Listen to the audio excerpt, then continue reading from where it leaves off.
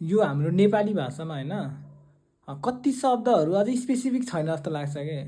जस्तै इक्जाम्पलको लागि हेऱ्यो भने हामीले आफ्नो कजिन्सहरूलाई जस्तै अब होइन मम्मीको साइड होस् या बाबाको साइडको दाजुभाइहरूलाई चाहिँ स्पेसिफिक के नामले बोलाउँछ होइन। हामी भन्दाखेरि इङ्ग्लिसमा कजिन्स त भन्छ, तर नेपालीमा के भन्छ थाहा पनि छैन होइन। अनि हाम्रो नेपाली कति शब्दहरू सुन्दाखेरि कस्तो अलि के भन्छ प्रष्ट नभएको होइन, बुझिने खालको नभएको कि जस्तो लाग्छ होइन मलाई चाहिँ पर्सनली। अनि यसको सोल्युसन चाहिँ what if we improve our Nepali dictionary क्या। यो मलाई चाहिँ किन सोच आएको भन्दाखेरि चाहिँ म चाहिँ हामी चाहिँ गिरी हो होइन। अनि गिरीको चाहिँ कल्चर हेर्दाखेरि चाहिँ अहिलेसम्म मैले थाहा पाएको चाहिँ हाम्रो ल्याङ्ग्वेज चाहिँ नेपाली नै हो भन्नुहुन्छ कि।